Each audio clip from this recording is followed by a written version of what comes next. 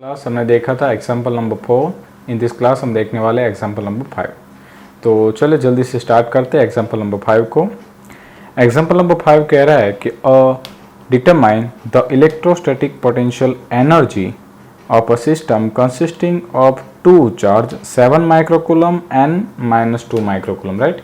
यानी कि हमारे पास यहाँ पे दो चार्ज अवेलेबल है, पहला है 7 माइक्रोकूलम, दूसरा है -2 microcoulomb and with no external field, मतलब यहाँ पे एट नाउ टाइम कोई भी एक्सटर्नल फील्ड अवेलेबल नहीं है, राइट बच्चा पार्टी।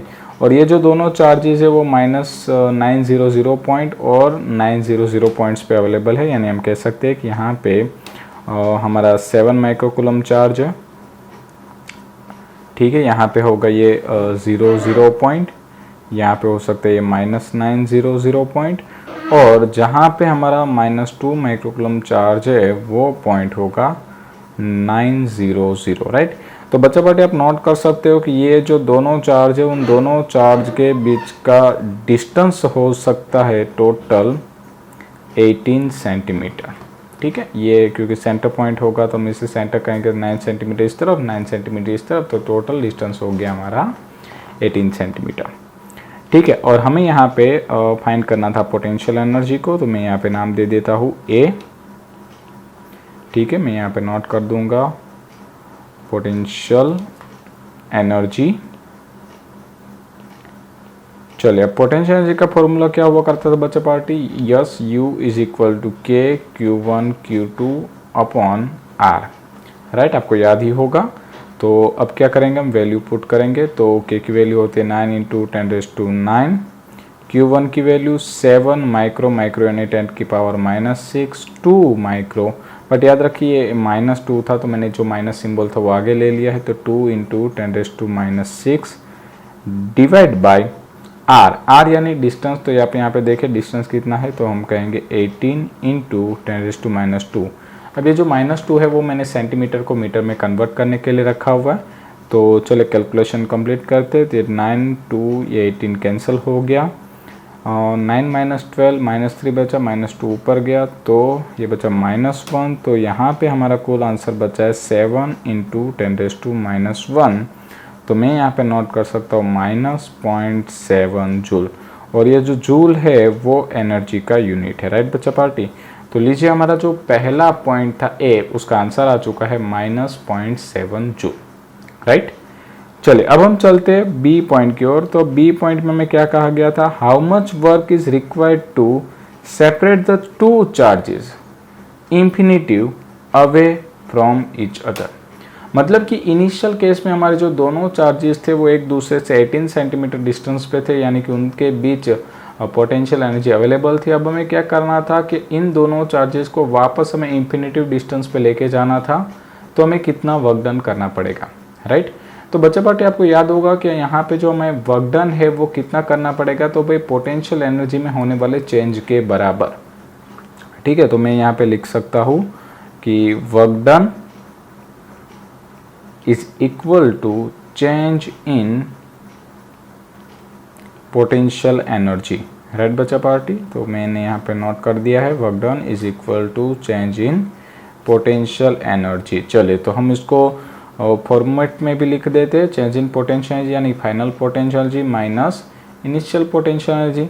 अब देखिए फाइनल पोटेंशियल एनर्जी यानी कि ये जो दोनों चार्ज है वो एक दूसरे से इंफिनिटिव डिस्टेंस पे है, तो जब भी कोई इंफिनिटिव डिस्टेंस पे होता है तो उन दोनों की पोटेंशियल एनर्जी हो जाती है 0, क्योंकि पोटेंशियल एनर्जी हम फाइंड करेंगे तो हम फॉर्मूला रखेंगे के Q1 Q2 अपॉन आर। तो आर की जगह पे अगर आपने इंफिनिटिव रख दिया तो हमें पता है कि किसी के भी डिविडेशंस में अगर इंफिनिटिव रखते हैं तो वैल्यू हो जाती है 0, तो ये हो गया 0 माइनस UI यानी initial potential energy. Initial potential energy यानी कि एक हिस्से में जो पोटेंशियल एनर्जी थी वो, और वहाँ पे आप देखिए हमारे पास पोटेंशियल एनर्जी थी -0.7, right.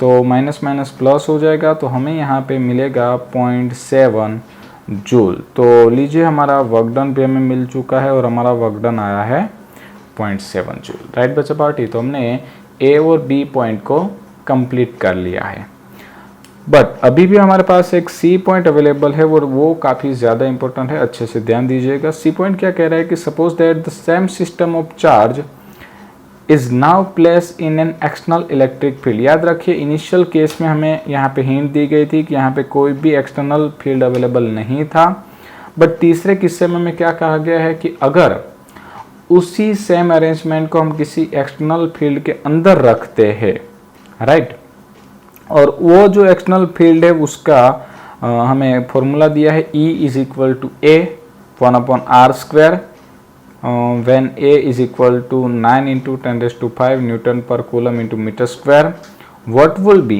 the electrostatic energy of the configuration। अब देखिए बच्चा पार्टी, हमारे यहाँ पे कोई भी इलेक्ट्रिक फील्ड नहीं था एट दैट टाइम। हमने सीधा ही पोटेंशियल एनर्जी का फॉर्मूला रख दिया था K Q1 Q2/r, राइट। चलिए अब इस केस को कैसे टेकल करेंगे, तो इसके लिए हमें एक दूसरी स्लाइड में जाना पड़ेगा। तो सबसे पहले आप क्या कर लीजिए, या तो स्क्रीनशॉट ले लीजिए या तो वीडियो को थोड़ी देर के लिए पॉज करके ये जो हमारे ए और बी पॉइंट थे वो लिख लीजिए, क्योंकि हम नेक्स्ट स्लाइड पे जाने वाले हैं, ठीक है। या तो आप वीडियोस को रिवाइज करके भी वापस लिख सकोगे, ठीक है। तो चलिए हम चलते हैं नेक्स्ट स्लाइड पे। हमारा सी पॉइंट था वो क्या कह रहा था कि यहाँ पे हमारा चार्ज था Q1, यहाँ पे हमारा चार्ज था Q2, राइट। यहाँ पे एक हमारा सेंटर पॉइंट था, ये डिस्टेंस था हमारा 9 सेंटीमीटर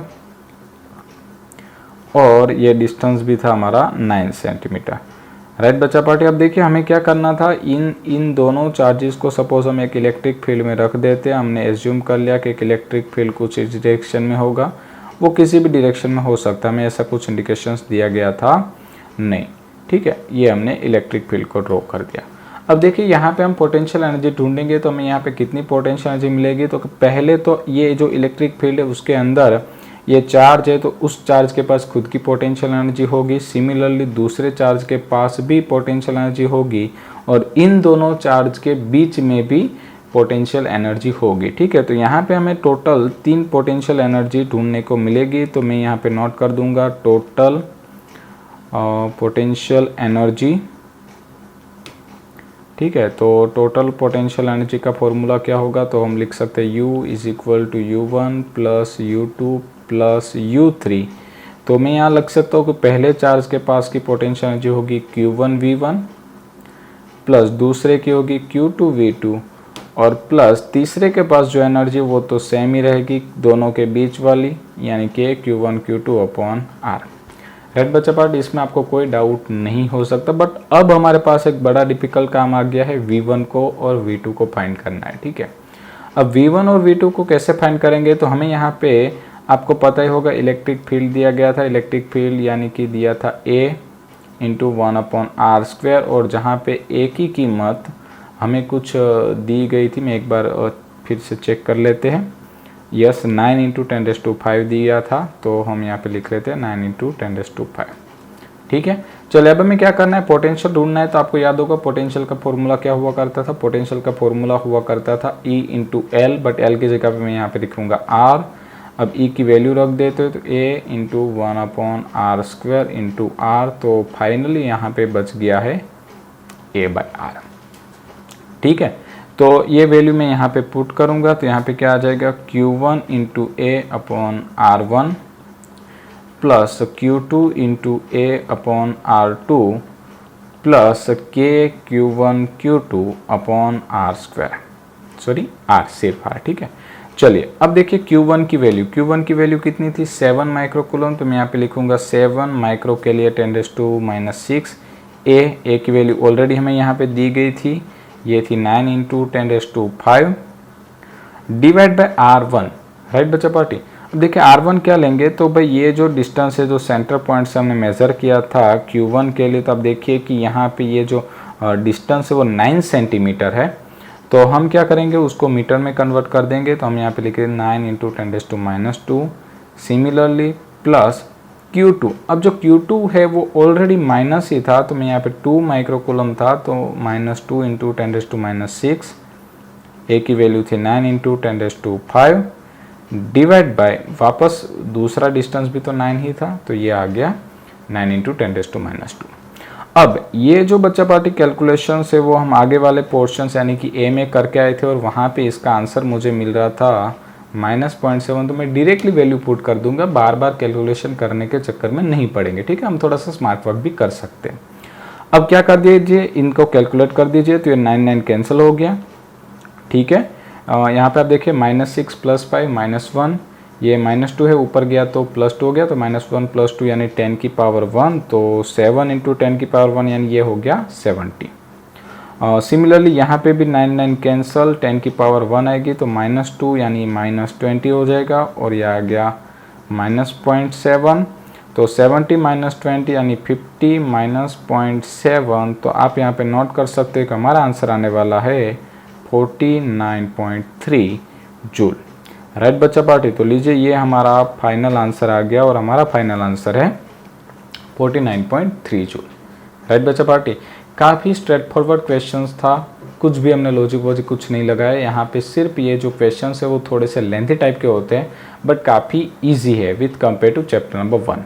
तो आई थिंक ये जो सारे क्वेश्चंस है आपको अच्छे से समझ में आए होंगे। इन नेक्स्ट क्लास हम मिलेंगे एग्जाम्पल नंबर 6 के साथ। Thank you.